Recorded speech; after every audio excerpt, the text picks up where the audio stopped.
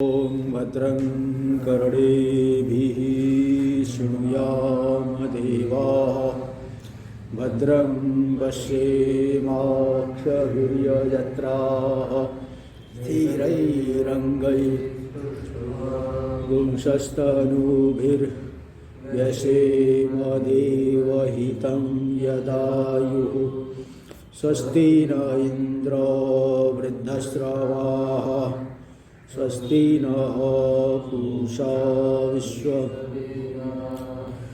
स्वस्ति नस्तारक्षो अरिष्टनेमिः स्वस्ति नो बृहस्पतिर्दधातु ॐ शान्ति शान्ति शान्तिः शङ्करं शङ्कराचार्यं केशवं बादरायणं सूत्रभाष्य कृतौ वन्दे भगवन्तौ पुनः पुनः ईश्वरो गुरुरात्मेति मूर्तिभेदविभागिने व्योमवद्व्याप्तदेहाय दक्षिणामूर्तये नमः। ॐ शान्ति शान्ति शान्तिः। अथर्ववेदीय मांडुक्योपनिषद का जो तृतीय प्रकरण है, अद्वैत संज्ञक प्रकरण, उस पर विचार किया जा रहा है। यहाँ पे हम लोग 29 नंबर कारिका देख लिए। यहाँ शंका की गई कि अद्वैत दर्शन से ही परमार्थ ब्रह्म स्वरूप में अवस्थिति फलित होती है, तो सभी लोग उसका आदर क्यों नहीं करते हैं? तो इसका उत्तर दिए, स्पर्श योगो वै नाम दुर्दर्श सर्वयोगी भी योगिनो विव्यति यस्माद अभय भय दर्शिना। यह स्पर्श योग, क्योंकि इसमें कोई किसी का भी संबंध, संसार के किसी भी धर्म का, वर्णाश्रम आदि अथवा पुण्य पाप आदि किसी के भी संस्पर्श से भी रहित है। ऐसा स्पर्श योग है। या अन्य जो अविवेकी लोग हैं, कर्मी लोग हैं, उनके लिए बड़ा ही दुर्दर्श है, नहीं जान सकते हैं। तो ऐसे जो योगी लोग हैं इससे बहुत डरते हैं, क्योंकि अभय में भी भय देखने के स्वभाव वाले हैं, इसलिए वे उनका आदर नहीं करते हैं, उसकी प्राप्ति नहीं कर पाते हैं। यहाँ तक हो गया था। आगे देखिए, उत्तम दृष्टि नाम अद्वैत दर्शनम अद्वैत दृष्टि फलम च मनोनिरोधम उक्त्वा। उत्तम दृष्टि, उत्तम ज्ञान सामर्थ्य। 5 नंबर टिप्पणी में दे दिए, जन्मांतरी कर्मोपासनतः शुद्ध एकाग्र मनसाम। जन्मांतरी जो निष्काम भाव से कर्म किए और उपासना किए, इससे जो शुद्ध और एकाग्र मन वाले जो लोग हो गए हैं, उत्तम ज्ञान सामर्थ्य वाले जो साधक हैं, उनके लिए अद्वैत दर्शनम, अद्वैत ज्ञान का वर्णन किया गया। और अद्वैत दृष्टि फलम च मनोनिरोधम, अद्वैत दृष्टि का फल हुआ मनोनिरोध, अथवा अद्वैत दृष्टि फलक मनोनिरोध बताया गया। तो अखंड आत्मय का आकार जो वृत्ति, ब्रह्माकार वृत्ति का प्रवाह, ये बता दिया गया। इसका कथन करने के अनंतर अब मंद दृष्टि नाम, जिनके अंदर मंद ज्ञान सामर्थ्य है, तो 7 नंबर टिप्पणी में दे दिए, मंद दृष्टि नाम यानी कर्मानुष्ठान तो निष्पापत्वेन निर्विक्षेप मात्रावशिष्टान। कर्म का अनुष्ठान करने से, शुद्ध शुभ शास्त्रीय कर्मों का अनुष्ठान करने से निष्पाप तो हो गए हैं, पाप का तो नाश हो गया है, तो लेकिन निर्विक्षेप मात्रावशिष्टान, तो मल विक्षेप आवरण, तो विक्षेप से रहित, निर्विक्षेप यानी विक्षेप का अभाव, मात्र से विक्षेप तो नहीं है, मल विक्षेप आवरण, किंतु आवरण है, आवरण रह गया है, मंद दृष्टि वाले हैं। तो एकाग्रता भी नहीं है अभी, केवल विक्षेप, निष्पाप होने से निर्विक्षेप मात्रा अवशिष्टान, निर्विक्षेप मात्र जो अवशिष्ट रह गए हैं, नहीं, निर्विक्षेप मात्रा अवशिष्टानाम संपादनीयत्वेन, संपादनीय रूप से निर्विक्षेप मात्र से जो अवशिष्ट हो गए रह गए हैं मंद दृष्टि वाले, यानी विक्षेप का अभाव वो संपादन करना चाहते हैं। यानी निष्पाप होने से पाप तो नाश हो गया है, लेकिन वो विक्षेप का अभाव और आवरण की निवृत्ति इनका संपादन करने के लिए जो चाहते हैं, ऐसे जो मंद दृष्टि वाले, तो उनके लिए मनोनिरोधाधीनम आत्मदर्शनम उपन्यस्यति, मन के निरोध के अधीन आत्मदर्शन का उपन्यास कर रहे, कथन कर रहे हैं। तो यहाँ पे मनसो इति, मनसो निग्रहायत्त मभयं सर्वयोगिनां दुःखक्षय प्रबोधश्च यक्षया शान्तिरेव च।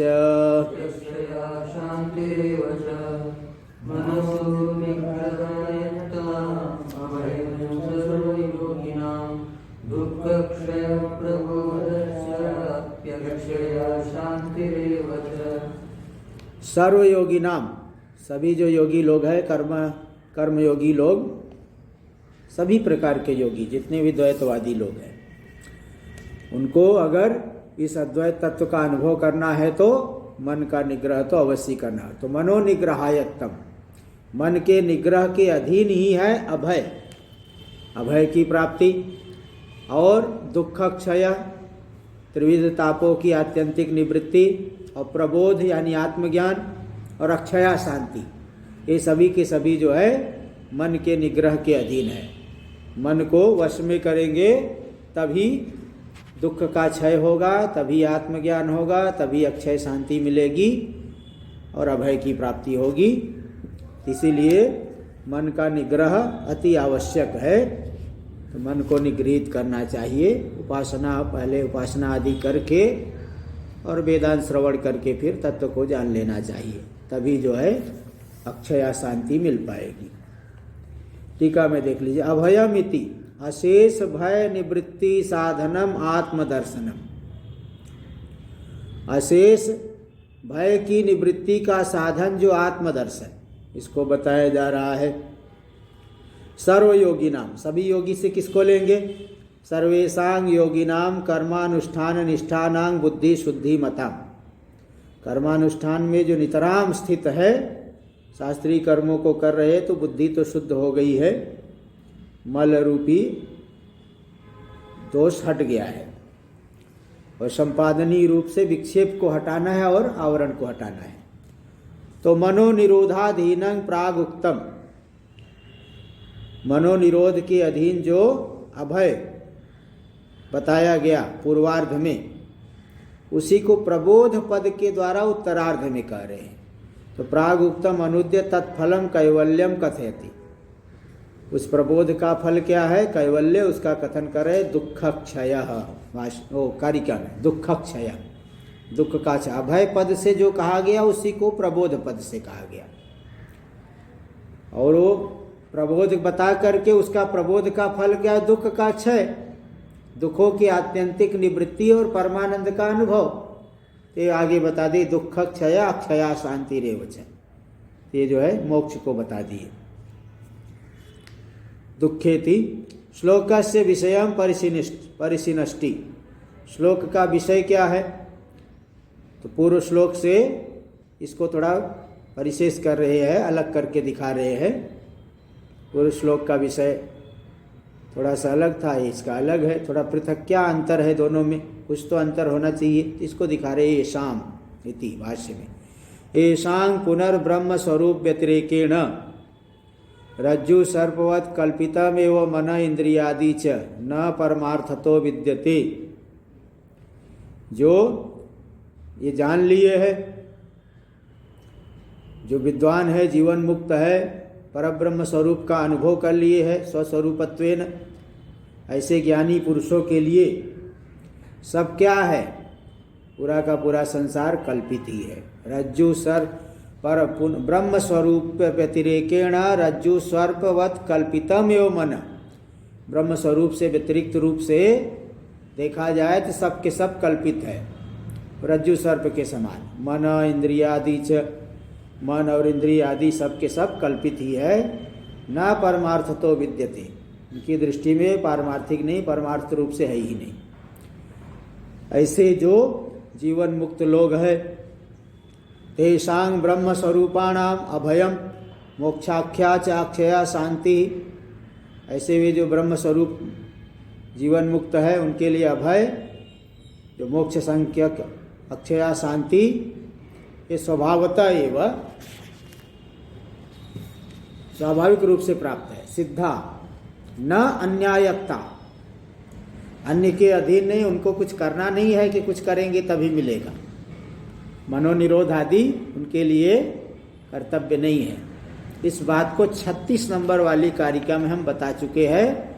नोपचार कथंचन 36 नंबर कारिका में हम बोल चुके हैं। ये नोपचार कथंचन, उनके लिए कोई समाधि आदि करणीय नहीं है।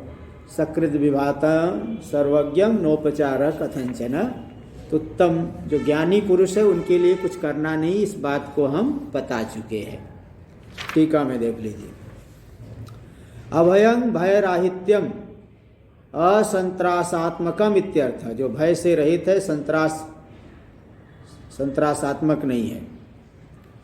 10 नंबर टिप्पणी में दे दिए। अज्ञान तत्कार्य निवृत्त्यात्मकम फलम इति भाव, अज्ञान और अज्ञान के कार्य की निवृत्ति रूपी जो फल है संत्रासात्मक नहीं है। उक्त लक्षणा शांतिर निरतिशयानंदाभिव्यक्ति, उक्त स्वरूप वाला जो शांति है, निरतिशय आनंद की अभिव्यक्ति स्वभाव तो स्वाभाविक रूप से विद्या स्वरूप सामर्थ्यादित्यर्थ, विद्या स्वरूप सामर्थ्य से ही है।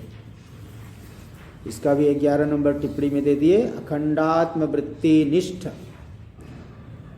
सामर्थ्य विशेषाद आनंदाभिव्यक्त्यानुकूल्य रूपाद, अखंडाकार जो आत्माकार वृत्ति है उस वृत्ति निष्ठ विशेष सामर्थ्य, वो विशेष सामर्थ्य कैसा है? आनंदाभिव्यक्त्यानुकूल्य रूपात, आनंद की अभिव्यक्ति की अनुकूलता रूपी जो सामर्थ्य है, उस सामर्थ्य से ही वह उन्हें अक्षया शांति और दुख का क्षय, निरतिशय आनंद की अभिव्यक्ति स्वाभाविक रूप से किनको हो जाता है? जीवन मुक्तों को। ये बता दिए। टीका इत्यर्थ। विदुषाम जीवन मुक्ता नाम मुक्ते सिद्धत्वात् न साधनापेक्षा, विद्वान जो जीवन मुक्त है उनकी मुक्ति तो पहले से ही सिद्ध है, उसके लिए किसी साधन को करने की आवश्यकता नहीं। त्याह नान्यायत्ता, अन्य के अधीन नहीं है, उनकी मुक्ति अन्य किसी साधन के अधीन नहीं है। नान्यायत्ता, इस बात को बता चुके। नोपचार कथंचन इति अवोचाम, ऐसा हम कह चुके हैं। तत्र वाक्योपक्रमम अनुकूलयति, इस विषय में वाक्य के उपक्रम को अनुकूल रूप से प्रस्तुत करें। न इत्यादि न, तो नोपचार कथंचन सकृत विभातम क्या है? सुख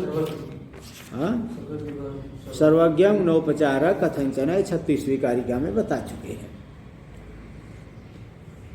उत्तमेभ्यो ज्ञानवद्भ्यो अधिकारीभ्यो, उत्तम जो ज्ञानी लोग हैं, ऐसे अधिकारी जीवन मुक्तों से जो व्यतिरिक्त है, व्यतिरिक्तान अधिकारिणो अवतारयति, उनसे जो अतिरिक्त अधिकारी लोग हैं, कर्मानुष्ठान से जिनकी बुद्धि शुद्ध हो गई है, ऐसे अधिकारियों के विषय में कथन करना आरंभ करे। ये तो इति, ये तो अन्य योगिनो, जो अन्य योगी लोग हैं उत्तम है, उससे उत्तम से भिन्न, उत्तमाद अन्य है, उत्तम से भिन्न जो योगी लोग हैं, कर्म योगी लोग, मार्गगा, ऐसा नहीं कि उत्तम से भिन्न किसी भी दुराचारी को ले लिया जाए, बोले नहीं दुराचारी को नहीं, इसलिए मार्गगा, मार्गगा मतलब वेदोपदिष्ट मार्ग में चलने वाला। टीका में दे दे, टिप्पणी में दे दे, वेदोपदिष्ट उपासना मार्गानुवर्तिना, वेद में उपदिष्ट उपासना मार्ग का अनुवर्तन करने वाले जो लोग हैं।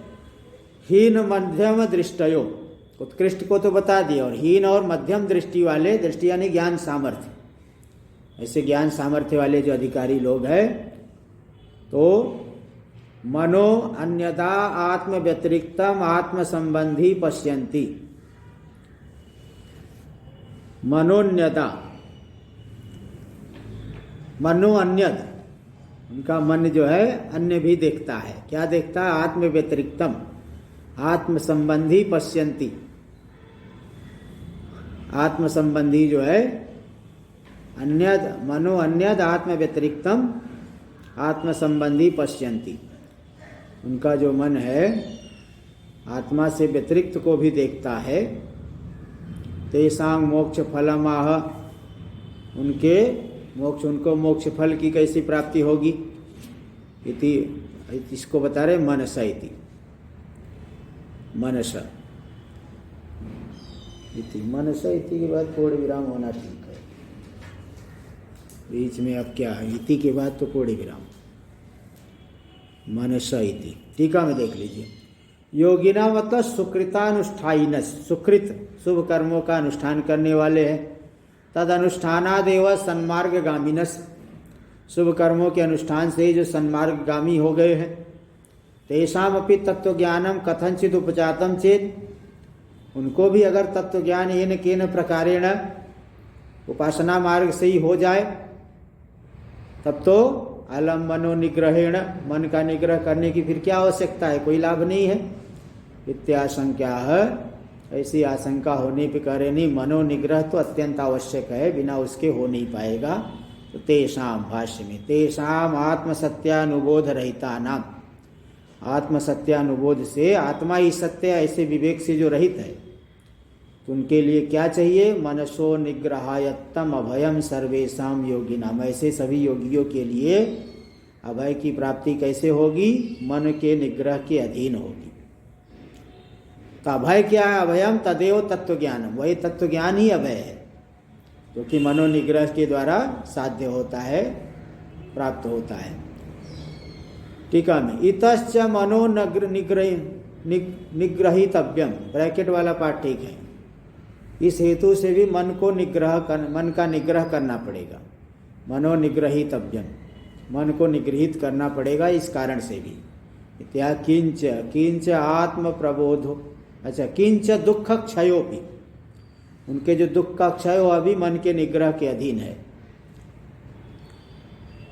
वही बात आप बता रहे, नहीं अनात्म संबंधिनी मनसी प्रचलिते दुख क्षयो अस्ति अविवेकिना, आत्म संबंधी जो मन है वह प्रचलित हो गया तो दुख का क्षय कभी नहीं हो सकता उन अविवेकियों को। इसलिए मन का निग्रह तो अत्यंत आवश्यक है, मन विक्षिप्त नहीं होना चाहिए। टीका में अभयम इत्यत्र सूचितम स्पष्टम विवरणोति, अभयम पद से जो सूचित हो गया उसको स्पष्ट रूप से विवरण कर रहे हैं। किंच किंच आत्म प्रबोधोपि मनो निग्रहायत्त एव, किंच पहले एक दे दे, किंच दुख क्षयोपि, नहीं ये भी हो गया। हाँ, किंच आत्म प्रबोधोपि मनो निग्रहायत्त एव, उनको जो आत्म प्रबोध होगा वह भी मन के निग्रह के अधीन ही है, बिना मन का निग्रह किए हो नहीं सकता है। अभयम इत्यत्र सूचितम स्पष्टम विवरणोति आत्म प्रबोधोपि इतश्च मनो निग्रहो अर्थवान, इस हेतु से भी मन का निग्रह सार्थक है, करना ही पड़ेगा। इसको बता रहे तथा इति, तथा तक्षयापि मोक्षाख्या शांति तेषां मनो निग्रहायत्तैव, उनको जो मोक्ष संज्ञक अक्षय शांति मिलेगी, तेषाम तेषाम करते दे साधका नाम मुमुक्षुणाम इति यावत, वे जो साधक मुमुक्षु है उनको अक्षय जो मोक्ष संज्ञक शांति की प्राप्ति होगी वह भी मन के निग्रह के अधीन ही प्राप्त होगी, ये समझ लेना चाहिए। इसलिए मन का निग्रह आवश्यक है, वो बता दिए, मंद और मध्यम के लिए बता दिए। कथम मुमुक्षुणाम जिज्ञासु नाम मनो निग्रह सिद्धित, जो मुमुक्षु जिज्ञासु है मन के निग्रह कैसे होगा, उनको मन के निग्रह की कैसे सिद्धि होगी? त्याशंका, ऐसी आशंका होने पर उत्तर दे रहे उत्सेक कारिका नंबर 41। उत्सेक उदधिर्यद्वत् कुशाग्रेणैक बिंदुना मनसो निग्रहस्तद्वद् भवेद परिखेदतः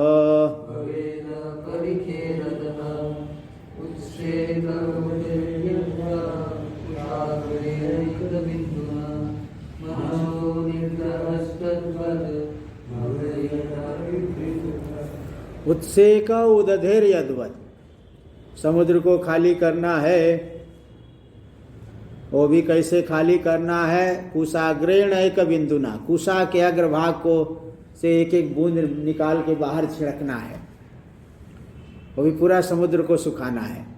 तो जितने धैर्य की आवश्यकता है, जिस प्रकार से कुशा के अग्रभाग से एक एक बिंदु ले करके समुद्र को खाली करना है, उदधि समुद्र को खाली करना है, उसके लिए जितने धैर्य की आवश्यकता है, मनसो निग्रह तद्वद, इसी तरह से मन का निग्रह भी उतने ही धैर्य से करना पड़ेगा। तद्वद भवेद परिखेदत, बिना कोई खेद हुए मन का निग्रह। नहीं तो साधन से तो वैराग्य बड़े जल्दी हो जाता है। कोई जो है शास्त्रीय कर्म से ही व्यक्ति जो है बहुत ज़्यादा आकांक्षा रखता है, तो नहीं मिला तो अरे क्या रखा है इन कर्म में। उपासना में जो है उससे भी नहीं कुछ होता, तो उससे भी जो है बहुत जल्दी विरक्त हो जाता है। और संसार में इतना जो है, संसार से नहीं विरक्त होते जल्दी, वृद्धावस्था तक करते रहते हैं। कई लोगों के भी देखा हो कि एक नौकरी छूटी है तो दूसरी कर लेते हैं। गवर्नमेंट ने, सरकार ने उनको निवृत्ति दे दी कि कम से कम आराम कर ले, और वो एक नौकरी छोड़ करके दूसरी नौकरी करने लग गए। तो ये जो है संसार से वैराग्य होना बड़ा कठिन है। यहाँ वंश का निग्रह के लिए बड़े धैर्य की आवश्यकता है। तो इसमें ये दृष्टांत दे दिए कि भाई, इसलिए योग वासिष्ठ में भी कहा गया है, पंचदशी में भी ये बात आई है, अप्यब्धिपानात् महतः सुमेरुन्मूलनादपि अपि वहनी असनात् साधो विषमश्चित्त निग्रह। समुद्र को पान करना है, पूरे समुद्र को पीना, उससे भी अधिक चित्त का निग्रह कठिन है। सुमेरुन्मूलनादपि, सुमेरु पर्वत को उखाड़ना जितना कठिन है, चित्त को निग्रह करना उससे भी ज़्यादा कठिन है। अपि वहनी असनात्, अगर आग को खा लेना, आग को खाने से भी ज़्यादा कठिन है चित्त का निग्रह करना। तो ये जो है इसीलिए करना ही पड़ेगा, और इसलिए बहुत धैर्य से लगे रहना पड़ेगा। इसमें देखो एक आख्यायिका ही 1 नंबर टिप्पणी में दे दिए है इस कथानक को, पुराण का एक कथानक है, 1 नंबर टिप्पणी में दे दो। उससे कहते यथा कस्यचिद अध्यवसाय वतस टिट्टिभस्य, एकदम निश्चय कर लिया टिट्टिभ पक्षी ने, या वो टिटिहरी बोलते, टिट्टिभो पाख्यान किसी पुराण में आया है। तो क्या हुआ कि टिट्टिभ पक्षी ने समुद्र के किनारे अंडा दिया, और रात में समुद्र का पानी बढ़ गया, वो अंडे को समुद्र के ने खींच के ले गया अंदर। सुबह टिट्टिभ पक्षी ने देखा हमारा अंडा गायब हो गया। उसको बोला समुद्र को मैं सबक सिखा के रहूँगा, मेरा अंडा वापस दे, नहीं तो मैं पूरे समुद्र को सुखा दूंगा। टिट्टिभ चोंच में पानी ले करके बाहर निकालने फेंकने लग गया। और वो जब देखा उसके सजाती पक्षियों ने कि हमारा एक भाई जो है ऐसा कर रहा है, उसका अंडा समुद्र ने ले लिया है, तो सब पक्षी लोग जो है, छोटे छोटे पक्षी जो है सैकड़ों की संख्या में चोंच से पानी लेके बाहर फेंकने लगे। उधर नारद जी जा रहे थे, देखे भाई पक्षी लोग क्या बात है, पागल हो गए हो क्या, समुद्र के पानी को इधर उधर कर रहे हो, क्या बात है। बोले हमारा समुद्र ने हमारा अंडा ले लिया, हमको इसको खाली करना है। तो नारद जी को दया आई, विष्णु भगवान के पास गए, देखा गरुड़ जी जो है बड़े आराम से बैठे हुए हैं। गरुड़ जी को डांटा नारद जी ने, तुम यहाँ आराम से बैठे, तुम्हारी जाति बिरादरी वाले उधर परेशान हो रहे हैं, यहाँ आराम से बैठे हो, अरे अपनी जाति वालों का थोड़ा कल्याण करो। तो गरुड़ जी को पूरी कहानी मालूम पड़ी, तो उन्हें भी बड़ा क्रोध आया, जाके अपने विशाल पंखों से समुद्र को मारा। समुद्र भगवान खड़े हो गए सामने आके, त्राही माम रक्षा करो रक्षा करो। क्या बात है, बताए। बोले क्यों जो है उसको अंडा लिया तुमने, लौटाओ वापस उसका अंडा। तो जो है फिर समुद्र देवता अंडे को ले जाके टिट्टी को दिए और उससे क्षमा भी मांगे। तो जैसे इतना धैर्य वो लोगों के अंदर था छोटे से पक्षी में कि समुद्र को सुखाने के लिए जो है वो कोशिश करने लग गए। इतना धैर्य होना चाहिए। 1 नंबर टिप्पणी में दे दी, यथा कस्यचिद अध्यवसाय वतश्टिटिभस्य, अध्यवसाय दृढ़ निश्चय कर लिया टिट्टी पक्षी ने, कुशाग्रेण कुशाग्र सदृशेन सूक्ष्मेण चंचु अग्रेण, चंचु अपनी चोंच से, चंचु के अग्रभाग से समुद्राद वही प्रक्षिप्तेन एक बिंदुना, समुद्र से बाहर एक एक बूंद पानी फेंक रहा है, उसके द्वारा उदधे समुद्र से को रिक्तीकरण, रिक्ति दीर्घ हो जाएगा, रिक्तीकरण, समुद्र को खाली करना एक गरुण प्रयासात, गरुण जी के प्रयास से सिद्ध हो गया। दंड प्राप्तिया फलतः संपन्न, दंड मिला, दंड की प्राप्ति हुई समुद्र देव को और अंडा उनको लौटाना पड़ गया। तो उसने देखो छोटे से पक्षी ने निश्चय कर लिया तो जान पे खेल गया, लेकिन जब तक देखो नहीं मिला वो लगे ही रहे। तथैव अध्यवसायत पुरुषस्य अध्यवसायवतः पुरुषस्य परिखेदतः, इसी तरह से अध्यवसाय निश्चित दृढ़ निश्चय वाला जो पुरुष है उसको परिखेद नहीं करते हुए एतावतापि कालेन मनोनिग्रहो न जाता, परिच्छेद नहीं करना चाहिए। अरे बताओ 5 साल से लगा हुआ हो अब तक मन निगृहित नहीं हुआ, किम अतः परम कष्टम, इससे अधिक मैं कष्ट क्यों उठाऊं। इति अनुताप परिखेद तदराहित्य, इससे अनुताप जो परिखेद है उससे रहित होना चाहिए। तदराहित्यतः ये जन्मनि जन्मांतरे वासेष्यति किम त्वरया इत्येवं अनुद्वेगवतो, इस जन्म में चाहे जन्मांतर में सिद्ध हो, किम त्वरया, त्वरया की क्या जल्दबाजी की आवश्यकता है। ये जो है उद्विग्न नहीं होकर के मनुष्य निग्रहो भवे क्षण संपद्येत, धीरे धीरे संपन्न हो जाएगा। और सांख्य दर्शन में भी इसको बताया कि और भी बहुत से प्रतिबंधक होते, तुष्टिया, तुष्टि, संतुष्ट हो जाता है, थोड़े से ही व्यक्ति संतुष्ट हो जाएगा, आगे नहीं बढ़ पाता है, वो भी नहीं होना चाहिए। सांख्य दर्शन में वो कई तुष्टियाँ बताए, प्रकृति, प्रव्रज्या, काल, भाग्य, ये सब बताए हैं। प्रकृति मतलब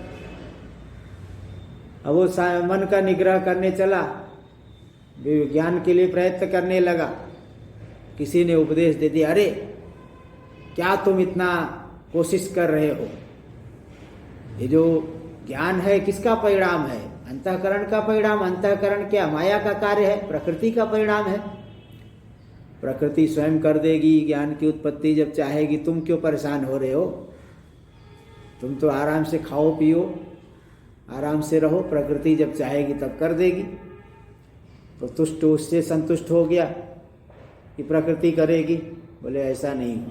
दूसरा प्रव्रज्या, कोई संन्यास लेकर के ही मैंने तो संन्यास ले लिया, हो गया काम, अब क्या बाकी रह गया। संन्यास, दंड ग्रहण मात्रेण नरो नारायणो भवे, दंड हाथ में ले लिया तो नर नारायण हो गया, बस इतने से ही संतुष्ट हो गए, वो भी नहीं करना है।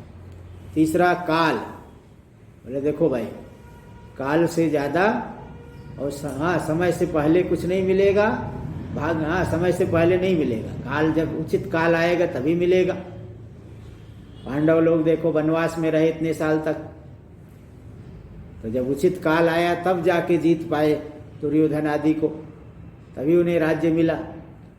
भगवान राम वनवास गए, 14 साल तक रहे, तो उचित काल आने पर ही ऐश्वर्य मिलता है, ज्ञान की प्राप्ति होगी। इसलिए काल नाम की तुष्टि, समय सही काल आएगा तो हो जाएगा। तो ऐसा इतना सोच करके शांत हो गए हैं, साधना में ठीक से नहीं लग रहे हैं। और चौथा भाग्य, भाग्य नाम की तुष्टि, बोले भाग्य रहेगा तो हो जाएगा। भाग्य से ही देखो मदालसा के पुत्र लोग, उनका भाग्य था तभी मदालसा के पास जो है पैदा हुए, मदालसा के शरीर से उनकी माता ने बाल्यावस्था से ही शुद्धोसी बुद्धोसी निरंजनोसी उपदेश दे दिया। वो जान करके मुक्त हो गए। तो भाग्य ही काम करता है, तो भाग्य के सहारे रहो।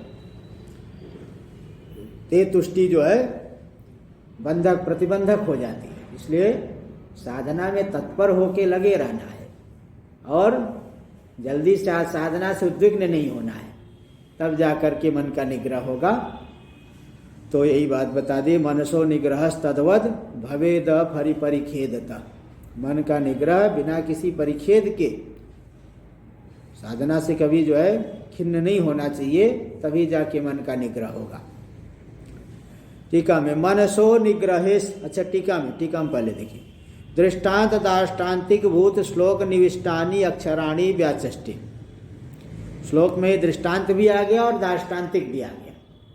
दृष्टांत ये कि जैसे कुशा के एक बिंदु से, कुशाग्र के एक बिंदु से समुद्र को खाली करना है दृष्टांत, तो कितना धैर्य चाहिए। ऐसे ही मन का निग्रह भी बिना किसी परिखेद के, खिन्नता नहीं करनी चाहिए, जल्दी खेद नहीं करके लगे रहना चाहिए। तो दृष्टांत दाष्टान्तिक स्वरूप जो श्लोक है, उस श्लोक में निविष्ट अक्षरों की व्याख्या करें। मनोनिग्रहोपि, मनसो निग्रहे तेषाम उपायमा। मन का निग्रह करने में मंद और मध्यम अधिकारियों के लिए क्या उपाय है? तो बोले बहुत तत्पर होकर के लगना पड़ेगा, खिन्नता नहीं करनी है। उससे कहती मनोनिग्रहोपि तेषाम उदधे कुशाग्रेण एक बिंदुना उत्सेचनेन शोषण व्यवसायवत्। कुशा के अग्रभाग से एक एक बिंदु को बाहर फेंक करके, एक एक बूंद को समुद्र से बाहर फेंक करके समुद्र के शोषण व्यवसाय, समुद्र को सुखाने के निश्चय के समान ही जो व्यवसायवताम है, जो निश्चयशाली है, हाँ, अनवसन्न अंतःकरणानाम, जिनका अंतःकरण कभी खिन्न नहीं होता साधना से, ऐसे लोग ही कर पाएंगे। निर्वेदात अपरिखेदतो भवत्, निर्वेद नहीं कि खिन्न हो गए, साधना से ही विरक्त हो गए, तो परिखेद से रहित होकर के साधना में लगे रहने से मन का निग्रह हो जाता है, अवश्य ही होता है। टीका में देखिए, तेषां व्यवसायवताम उद्योग भागिनाम, जो उद्योग करने वाले हैं, प्रयत्न करने वाले, अनुद्वेगवताम, उद्वेग से रहित है, उद्योग करने, उद्योग करो, उद्विग्न मत हो, घबराओ मत, प्रयत्न करते रहो। ऐसे करने वाले को ही मन का निग्रह सिद्ध होता है। चक्षुषो निमीलने तमोद्र, देखो उद्वेग कैसे होगा, खिन्नता कैसे होगी। थोड़े समय तो साधना करता है, लेकिन फिर बाद में खिन्न हो जाता है। क्या बोलता है? अरे भाई, आंख बंद करता हूं तो अंधेरा ही अंधेरा दिखता है, और आंख खोलता हूं तो संसार दिखता है। कहाँ ब्रह्म है? बंद करने पर अंधेरा दिख रहा है, खोलने पर संसार दिख रहा है, ब्रह्म कहाँ है? यही कह रहे, देखो, चक्षुषो निमीलने तमो दृश्यते, आंख बंद किया तो अंधेरा दिखने लगा, और तस्य चोन्मीलने घटादि उपलब्धते, और आंख खोला तो घटादि संसार दिखने लगा। न कदाचित अपि ब्रह्म, बोले ब्रह्म तो कभी दिखता ही नहीं। 5-6 महीने में घबरा गया। इति उद्वेग परिवर्तन, इस तरह का जो उद्वेग होता है, तो उस उद्वेग का परिवर्तन करना पड़ेगा कि कभी न कभी तो ज्ञान हो ही जाएगा, हमें तो लगे रहना है। इसलिए प्राग उदीरिता नाम, ऐसे जो दृढ़ निश्चय रखने वाले लोग हैं, उद्वेग का परिवर्तन कर देंगे, खिन्नता को छोड़ करके साधना में लगेंगे, तो मनोनिग्रह संभवती, मन का निग्रह तभी हो पाएगा। तदाह अपरिखेदत, परिखेद से रहित होकर के ही मन का निग्रह हो सकता है। एकाग्रता बढ़ते ही नींद हुई तो आ जाती। हाँ, नींद भी वो सब बता रहे, आगे इनको भी बताएंगे। इनको भी जो है मल कषाय आदि ये सब दिखाएंगे। ये आगे 44 नंबर श्लोक में दिखा रहे हैं, आगे ये सब बातें दिखा रहे हैं। टीका में देख लीजिए, समाधिम कुर्वतस तत्व साक्षात्कार प्रतिबंधिका लय विक्षेप कषाय सुख रागास। देखो ये सब है प्रतिबंधक। समाधि का जो अभ्यास कर रहा है, मन को निगृहित करना चाहता है, तो तत्व साक्षात्कार के प्रतिबंध है। ये कौन है? लय। लय यानी जब समाधि लगाना चाहा, ज़्यादा खाया पिया है तो नींद आ गई, मन जो है गहरी निद्रा में चले गया। दूसरा विक्षेप, चिंतन कर रहा था ब्रह्म का, चिंतन होने लगा संसार का, विक्षेप हो गया। और कषाय, कषाय मतलब स्तब्धि भाव, न तो संसार का चिंतन, देखो ब्रह्म का चिंतन करना चाहता है लेकिन आसक्ति संसार की ज्यादा है, ये इधर खींच रहा है और वो उधर खींच रहा है। वासनाएं संसार की तरफ खींच रही है और ये ब्रह्म की तरफ खींच रहा है, बीच में एकदम स्तब्धि भाव हो गया, न तो ब्रह्म का चिंतन न संसार का चिंतन। कभी कभी व्यक्ति ना कुछ एकदम आश्चर्यजनक चीज वस्तु को देख करके एकदम खड़ी रह रही, कुछ समझ ही नहीं पाता क्या हो गया, तो स्तब्धि भाव कषाय इसी को बोलते हैं। ब्रह्म का चिंतन करना चाहता था और वासनाएं संसार की तरफ खींच रही है और वो इधर खींच रहा है, एकदम स्तब्धि भाव हो गया। रन आउट जैसे होते हैं, रन आउट हो जाते हैं ना, इधर दौड़ी को उधर दौड़ो, बीच में ही रह गए, उधर स्टंप जो है उखाड़ दिया। ऐसे ही संसार वासनाएं संसार की तरफ खींच रहे हो और ये ब्रह्म का चिंतन करना चाहता है, मन एकदम बीच में ही रह गया, न इधर का न उधर का, इसी को बोलते कषाय, स्तब्धि भाव। और सुख राग, विषय सुख में राग, विषय जो है विषयों में राग जो है, तो विषयों का चिंतन करने लग जाएगा, फिर तो बहिर्मुखता हो जाएगी। ये चार देखो विक्षेप, चार प्रतिबंधक है, लय, विक्षेप, कषाय, सुख राग, सुख में राग, ये समातत्व साक्षात्कार के प्रतिबंधक है। तेभ्यो मनसो वक्षमाणोपायेन निग्रहं कुर्यात्, इन प्रतिबंधकों से मन को हटाए। कैसे हटाएंगे? वक्षमाणोपायेन, आगे उपाय अभ्यास और वैराग्य बताएंगे। तो योग दर्शन में भी ये उपाय है, गीता में भी आया है।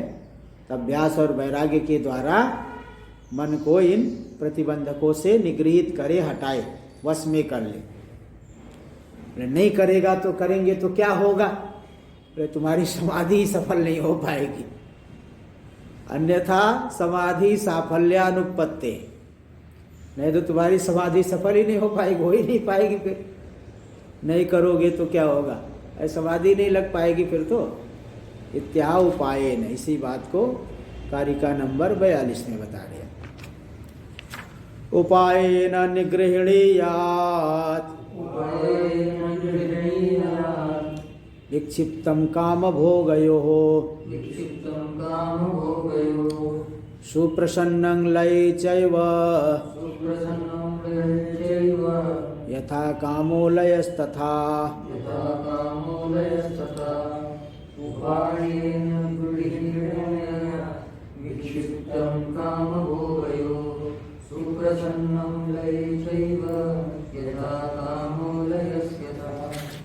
काम भोगयो विक्षिप्तम, कामना इष्ट वस्तु के काम्य वस्तु के भोग जो करने में, उन विषयों में जो विक्षिप्त है मन, विक्षेप बहुत चंचल है, चंचल मन को काम भोग में, काम और वांछित विषय अतः संबंधी भोग में जो मन विक्षिप्त है, बहुत चंचल हो रहा है, विषय चिंतन में ही लगा हुआ है, उसको उपाय के द्वारा निगृहित कर ले। और सुप्रसन्नम लये चैव, सुप्रसन्न है मन तो लय से भी निगृहित करे।